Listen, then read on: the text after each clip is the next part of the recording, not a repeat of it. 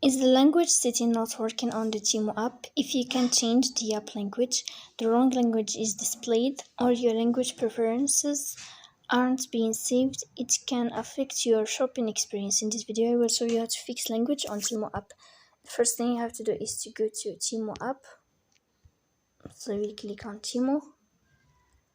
And then here on this page, you will go to profile. You click on settings.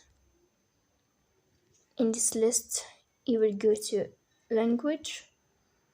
And then here in this page you will find language, and you can change your language through this window here, and you can fix your problem easily. So this is how it works. Don't forget to support us by like and subscribe.